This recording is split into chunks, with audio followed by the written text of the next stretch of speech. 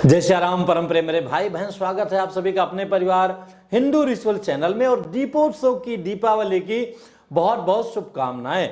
दीपावली की दिन में अथवा रात्रि में कभी भी माता महालक्ष्मी जी की हम लोग सामान्य रूप में सिंपल वे में पूजा कैसे करें वो बताने का प्रयत्न कर रहा हूं। हालांकि सिंपल वे में भी होते होते भी आम लोगों से हमारी व्यवस्था मैया ने कुछ बड़ा ही करा लिया है। मेरे भाई बहन, ये तो सिंपल वे में पूजा आप देखेंगे ही अभी, लेकिन अगर और भी विशेष रूप से आप देखना जानना चाहते हैं, इस लिंक को टच करके आप देख सकते हैं। प्रश्न ये आता है, माता महालक्ष्मी जी की जो मुझे पूजा करनी है वो फोटो में करना उचित रहेगा, कलश में करना उचित रहेगा, या सुपारी में करना उचित रहेगा, या जो मूर्ति नहीं लाते हैं उसमें करना उचित रहेगा, अथवा जो रेगुलर हमारे भगवान हैं उनमें पूजा करना उचित रहेगा, अथवा जो चांदी के लक्ष्मी और गणेश जी लाते हैं उसमें पूजा करना, अथवा श्री यंत्र में पूजा करना उचित रहेगा। तो मेरे भाई बहन, पूजा करना आवश्यक है। जो समय हो, जो उपलब्ध हो उसमें करना चाहिए। रेगुलर आपके घर के गणेश जी हैं, महालक्ष्मी जी हैं, तो उनकी तो विशेष रूप से पूजा करनी ही चाहिए। बाहर से मिट्टी की अथवा चांदी की और उसकी सोना भी आप ला सकते हैं, लाने की आवश्यकता नहीं है। मेरे भाई बहन, देश ही नहीं विदेश में भी कोई भी व्यक्ति सिंपल वे में कैसे पूजा कर पाए वो बताने का मैं प्रयत्न कर रहा हूं। सर्वप्रथम हमें स्थान की सफाई करनी होती है। उसके बाद में ऊंचा स्थान पर माता जी को विराजमान करने के लिए आसन बिछाया जाता है। अगर आपके पास ऐसा चौरंग है, चौकी है तो ठीक है, नहीं पाटला है, इस पर भी आप मैया को बिछा सकते हैं। यही नहीं, पैरों में घुटनों में परेशानी है तो टेबल के ऊपर में भी चेयर पर बैठ करके माता जी की आप पूजा कर सकते हैं। स्थान हो गया। अब होता है किस दिशा में करना चाहिए, तो पूर्व अथवा पश्चिम दिशा में माता जी की स्थापना करके पूजा करनी चाहिए। इसके बाद में जहां पर हमें पूजा करनी है वहां हमें सफाई कर लेनी चाहिए। गंगा जल इत्यादि मिला करके फाइनल पोछा मार देना चाहिए। उसके बाद में वो मंडप को सजाना चाहिए। मंडप सजाने के लिए मैं तो ये बड़ी चुनरी लेकर के आया था, पर आम आदमी घबरा ना जाए कि इतना कौन करेगा, इसलिए जो है मैं एक छोटी चुनरी भी लाया था और ये यहाँ पर पीछे लगा दिया है। इसके पीछे भी आप कई प्रकार का डेकोरेशन कर सकते हैं। इसके बाद में महाराष्ट्र इत्यादि में तो रंगोली इत्यादि से सजाया जाता है। मैंने एक सिंपल फूल से सजाने का छोटे वे में प्रयत्न किया है कि कोई भी कर सकता है। फूल भी नहीं है तो आप आटे से भी ऐसा करके ऊपर में थोड़ा थोड़ा हल्दी डाल करके सजा सकते हैं।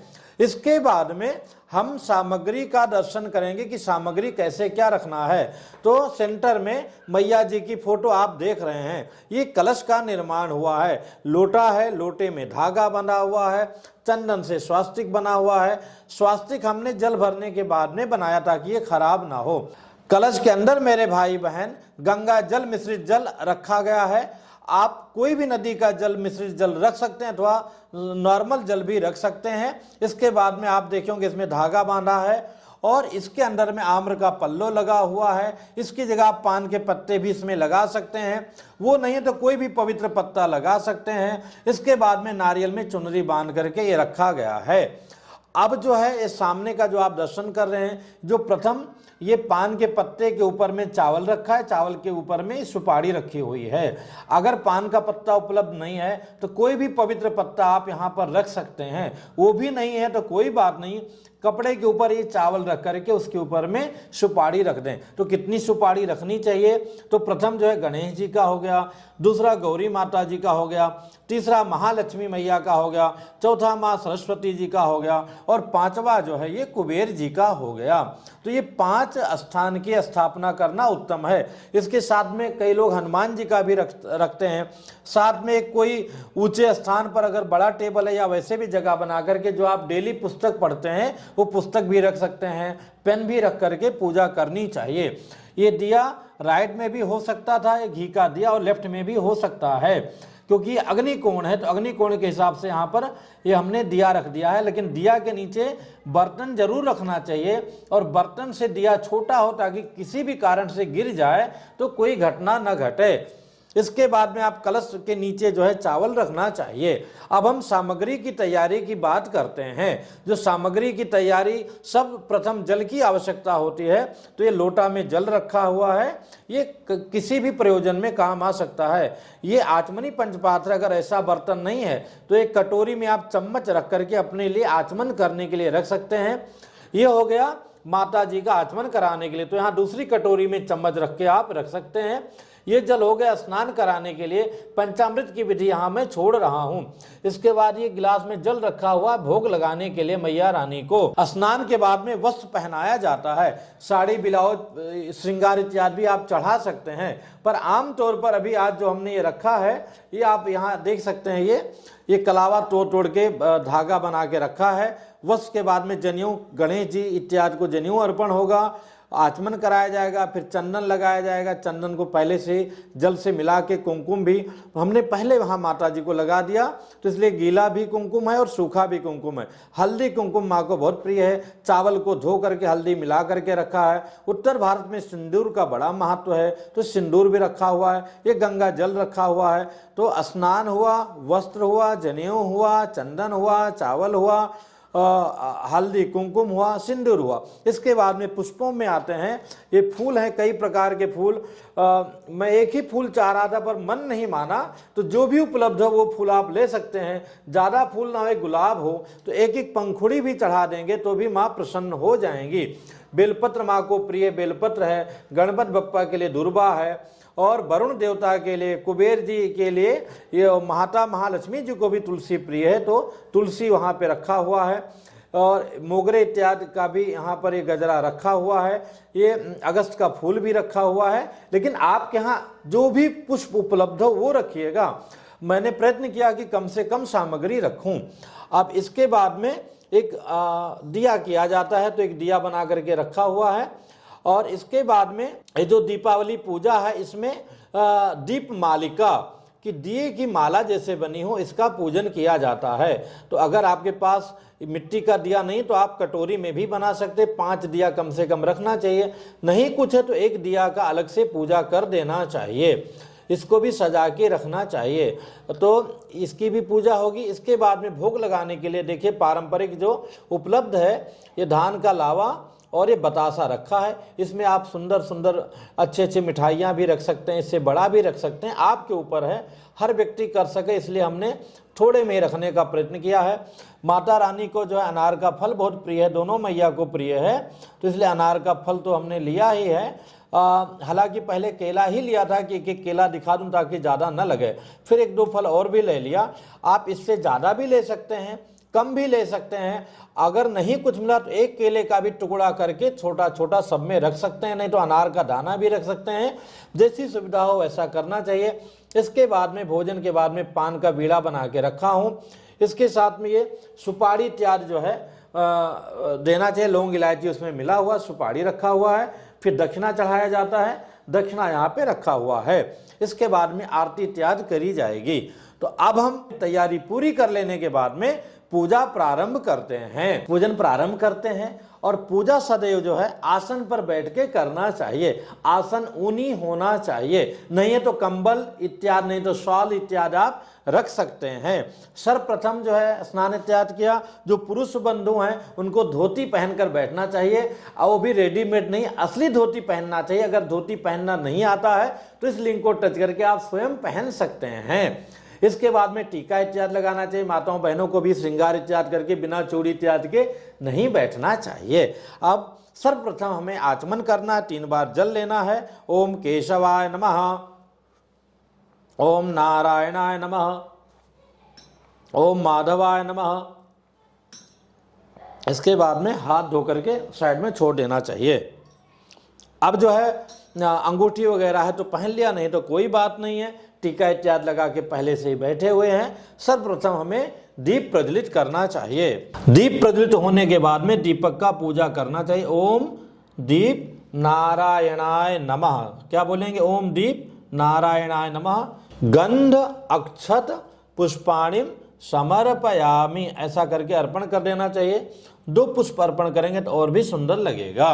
दीप प्रज्वलित के बाद में स्वस्ति वाचन का एक मंत्र श्रवण कर लीजिएगा ओम स्वस्ति न इंद्रो बृहस्रवाः स्वस्ति नः पूषा विश्ववेदाः स्वस्ति नस्तारिक्षो अरिष्टनेमि स्वस्ति नो बृहस्पति दधातु। जिन जिन देवताओं का नाम ले रहा हूं मन में प्रणाम करते रहिएगा। ओम श्रीमन महागणाधिपतये नमः, लक्ष्मी नारायणाभ्याम नमः, उमा महेश्वराभ्याम नमः, वाणी हिरण्यगर्भाभ्याम नमः, सची पुरंदराभ्याम नमः, मातृचरण कमलेभ्यो नमः, इष्ट देवताभ्यो नमः, कुल देवताभ्यो नमः, ग्राम देवताभ्यो नमः, स्थान देवताभ्यो नमः, वास्तु देवताभ्यो नमः। एतत् कर्म अधिष्ठात्र्यै नारायण प्रियायै मां महालक्ष्म्यै नमः। ऐसा प्रणाम करके फिर हमें संकल्प लेना चाहिए। संकल्प में सुपारी है तो पाकिस्तान में तो सुपारी बहुत महंगी है, पर और भी जहाँ पर संभव तो ले लें, नहीं चावल ले लें। उसके बाद में द्रव्य रख लें और हाथ में जल ले लें और जो मैं बोलूँगा उसको सुन लीजिएगा ध्यानपूर्वक और बाद में अर्पण कर दीजिएगा। ओम तिथिर्विष्णु तथा वारो नक्षत्रम विष्णुरेव च योगश्च कर्णं चैव सर्वं विष्णुमयं जगत्। ओम आद्य पूर्वोपचारे देवं ग्रहगुणगण विशेषण विशिष्टायां स्वपुण्यतिथौ अमुक गोत्रोत उत्पन्नोहम भगवत दासानुदासोहम मनसः सपरिवार सहितोहम। अद्य कार्तिक कृष्ण अमावस्यायां दीपावली दीपोत्सव पावन पर्वो सपरिवार सहित मां महालक्ष्मी देव्यस्य विशेष रूपेण गणपति गौरी मां सरस्वती कुबेर वरुण सहित पूजनम महम करिष्ये। ऐसा सुन करके और आगे यहाँ जो गणेश जी का स्थान है यहाँ पे अर्पण कर के और बगल में रख दीजिएगा, नहीं तो सुपारी में दुविधा हो जाएगी। अपने हाथ पोंछने के लिए अलग से टॉवल रखिएगा, हाथ पोंछ लीजिएगा। इसके बाद में अब हम देवताओं का आवाहन करेंगे। आवाहन मतलब उनको बुलाना और स्थान देना। सर्वप्रथम गणेश जी से प्रारंभ करते हैं। ओम गंग गणपतये नमः, गंग गणपतिम आवाहयामि स्थापयामि पूजयामि। ओम भूर्भुवः स्वः। ओम मां गौरी नमः, गौरीम आवाहयामि स्थापयामि पूजयामि। ओम भूर्भुवः स्वः। मां महालक्ष्मी नमः, महालक्ष्मीम आवाहयामि स्थापयामि पूजयामि। ओम भूर्भुवः स्वः। मां सरस्वती नमः, सरस्वतीम आवाहयामि स्थापयामि पूजयामि। ओम भूर्भुवः स्वः। कुबेराय नमः, कुबेरम आवाहयामि स्थापयामि पूजयामि। ओम बम वरुणाय नमः, वरुणम आवाहयामि स्थापयामि पूजयामि। आवाहन के पश्चात प्राण प्रतिष्ठा करेंगे। इन मंत्रों को सुनते रहिएगा और अक्षत छोड़ते रहिएगा। ओम अस्ये प्राणा प्रतिष्ठन्तु, अस्ये प्राणा क्षरन्तु च, अस्ये देवतुमर्चाये मामहेति च कश्चनः। बोलिएगा, स्वयं बोलिएगा। ओम आवाहिताः गणपत्यादि प्रधान सहिताः देवताः प्राणाः सुप्रतिष्ठिताः वरदाः भवन्तु। अब इसके बाद में 4 चम्मच जल इनको घुमा के नीचे अलग कटोरी में अर्पण करना है। तो सर्वप्रथम जो है ओम ये वाला जल लीजिएगा। ओम पाद्योपाद्यम समर्पयामि। उसके बाद में हस्ते अर्घ्यम समर्पयामि। ओम आचमन में मुखे आचमनियम जलम समर्पयामि। अब इसके बाद में स्नान की बात आती है, तो एक पुष्प ले लीजिएगा। पुष्प लेकर के और सुपारी के ऊपर में ही ओम स्नानियम समर्पयामि। क्या बोलेंगे? स्नानियम समर्पयामि, स्नानियम समर्पयामि। यहाँ तो पहले से पोंछ करके टीका लगा दिया है। स्नान होने के बाद में वस्त्र पहनाना चाहिए, तो आप धागा में पहले से ही बना के रखा था, इसलिए वस्त्रम समर्पयामि। इसकी जगह भगवान ने दिया है तो 5 वस्त्र, धोती, कुर्ता इत्यादि हर चीज़ सामने अर्पण गणेश जी के लिए कर सकते हैं।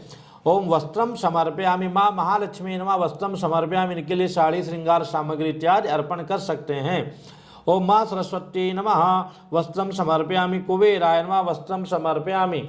ओम बम वरुणाय नमः वस्त्रम समर्पयामि। बम वरुणाय नमः वस्त्रम समर्पयामि। वस्त्र के बाद में पुनः 1 चम्मच जल अर्पण कर देना चाहिए। आचमनियम समर्पयामि। अब इसके बाद में जनेऊ अर्पण करना है। अर्पण करने के पहले जनेऊ में थोड़ा सा चंदन अथवा हल्दी लगा लेना चाहिए, तो हमने थोड़ा सा चंदन लगा लिया।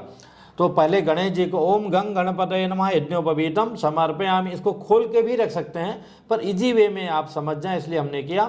गणेश जी के बाद में, क्योंकि गौरी माता जी हैं, ये महालक्ष्मी है, महासरस्वती हैं, इनको नहीं अर्पण होगा, तो कुबेराय नमः यज्ञोपवीतम समर्पयामि।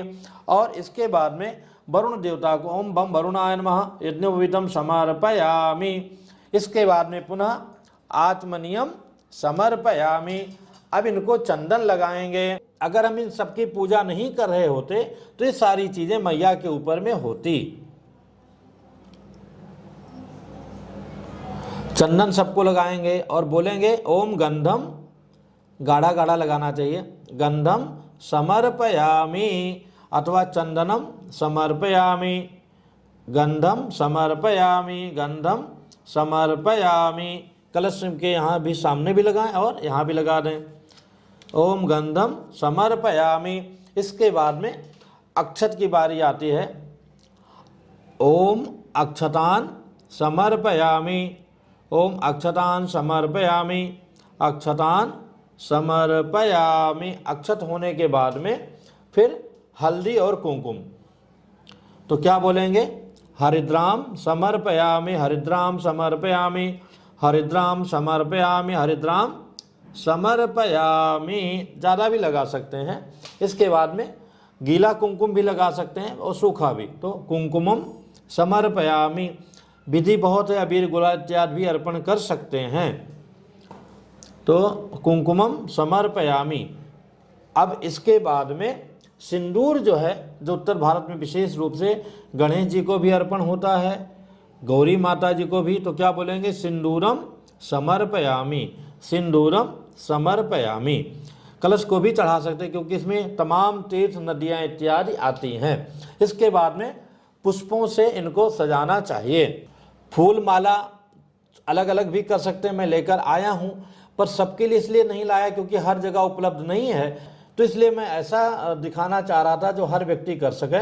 तो एक आम फूल जो है हर जगह मिल जाता है, इस दृष्टि से ओम, अब ये पुष्प अर्पण भी हो जाए और इनका दर्शन भी होता रहा है, तो क्या कहेंगे, पुष्पाणि पुष्पाणिम समर्पयामि, पुष्पाणिम समर्पयामि। ऐसा करके एक एक पुष्प अर्पण कर देना है। इसमें और भी वैरायटी भी आप ले सकते हैं, तो स्पेशली जो माता महालक्ष्मी जी हैं मेन, उनको तो हमें रखना ही चाहिए क्योंकि विशेष हैं। तो ये हो गया विशेष पुष्पाणि समर्पयामि। तो अब वो माता सरस्वती भी कम नहीं है और वो भी कम नहीं है, तो माता सरस्वती जी को भी अर्पण कर दिया और माँ गौरी जी को भी अर्पण कर दिया।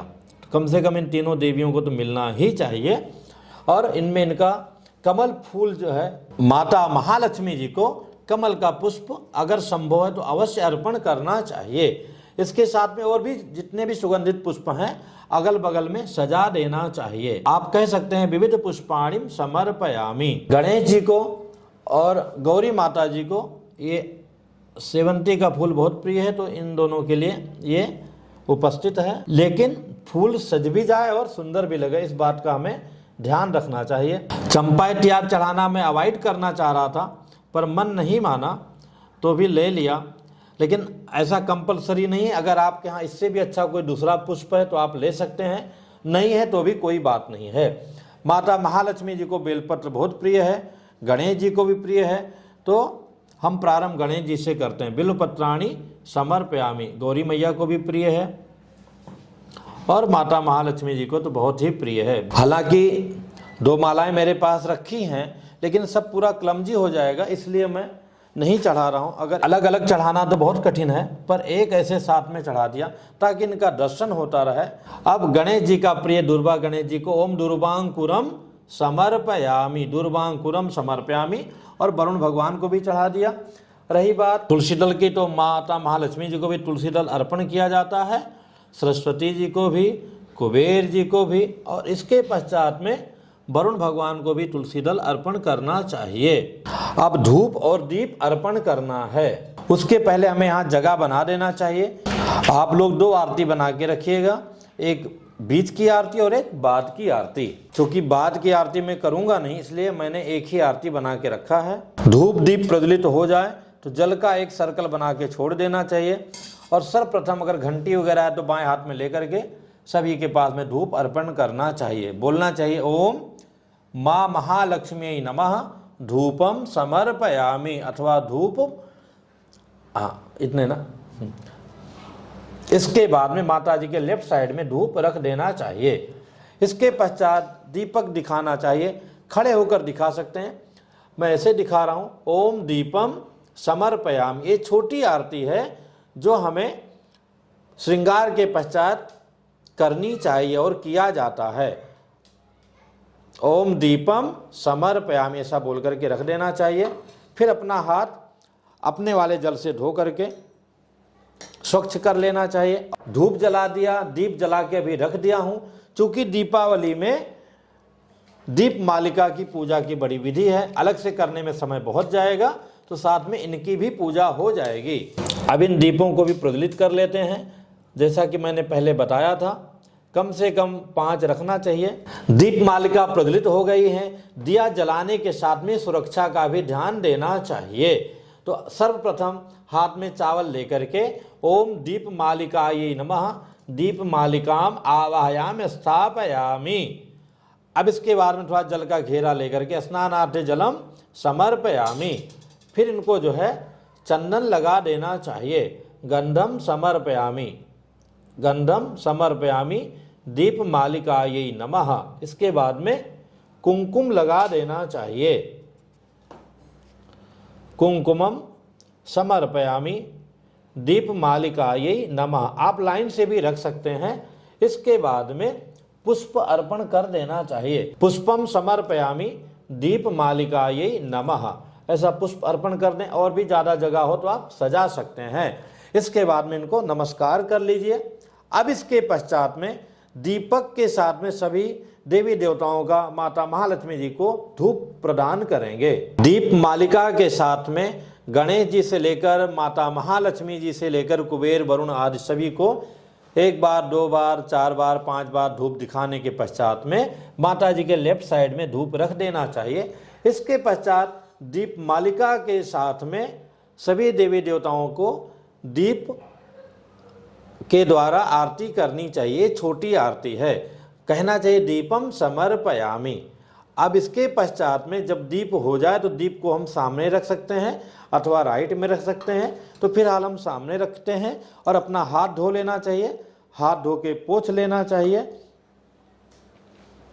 और इसके पश्चात में भोग अर्पण करना चाहिए। जैसा कि आप सभी जानते हैं, सर्वप्रथम गणेश जी को कुछ भी अर्पण किया जाता है, माता गौरी जी को, और प्रधान मैया इसलिए माता महालक्ष्मी जी को, और इसके बाद सरस्वती माता जी को, यहाँ पर कुबेर जी को, और यहाँ पे दीप नारायण को जो ऊपर दिया है, और यहाँ पे ये जो सामने दिया है इनको अर्पण किया गया।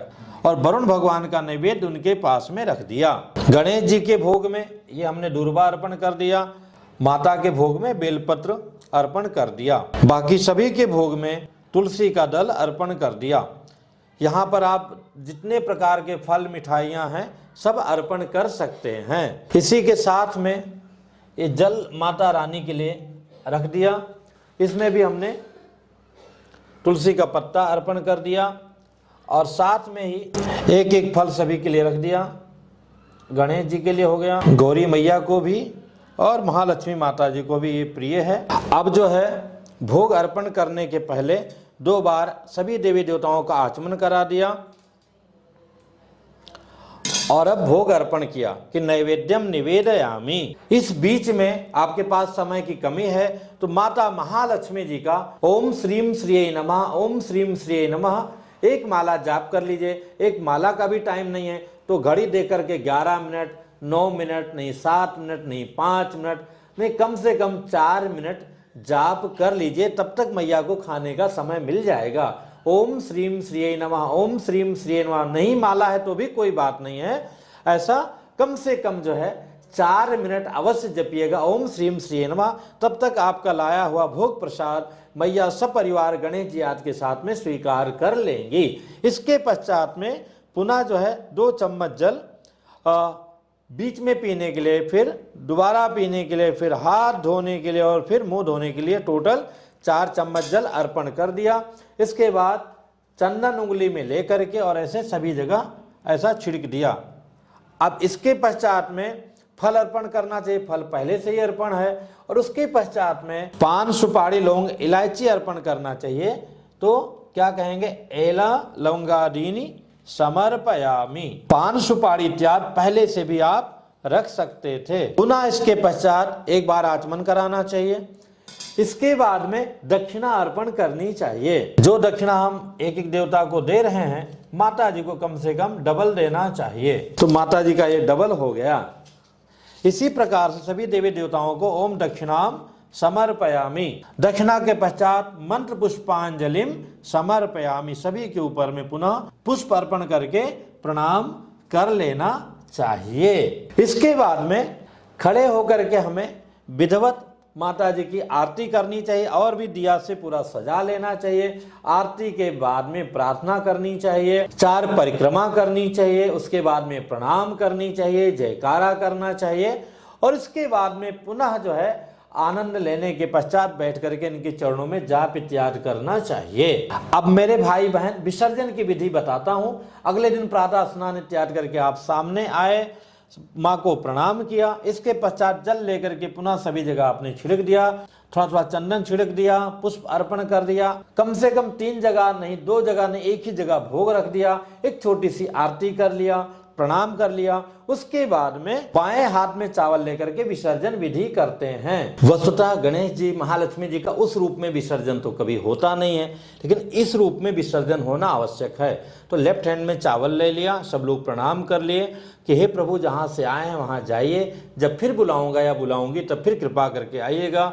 सभी जगह इन मंत्रों को सुनते हुए चावल डालिएगा।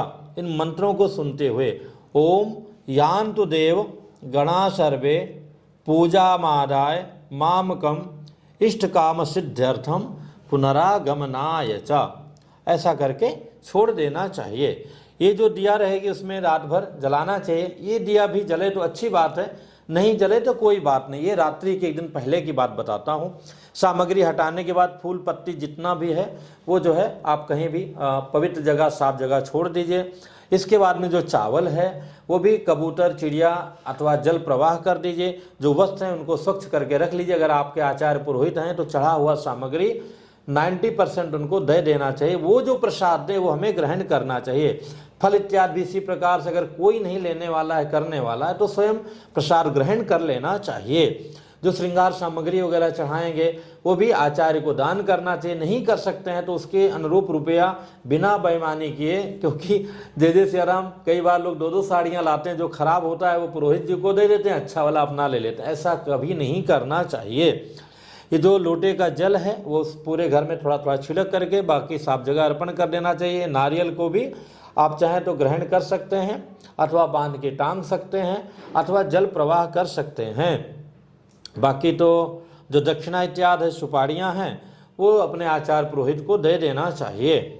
तो मेरे भाई बहन, मुझे लगता है आपके लिए निश्चित ही उपयोगी वीडियो होगा। अगर सच में उपयोगी है तो इसको ज़रा शेयर कीजिए, अधिक से अधिक शेयर कीजिए। आपको बता नहीं सकता कि कितनी कठिनाई में माता रानी ने ये सेवा मेरे राम जी से संपन्न कराई है। तो इस परिश्रम को आप सफल कीजिए। रात के 12 बज रहे हैं, सुबह जो है जय सिया राम निकलना है 6:45 बजे। आप सभी लोगों के ऊपर माता महालक्ष्मी जी की कृपा बनी रहे। इन्हीं शुभकामनाओं के साथ में जय सिया राम। ओम शिव शंकर भम भोले भोले, शिव शंकर भम भोले, ओम शिव शंकर भम भोले भोले, ओम शिव शंकर भम भोले। योगे राम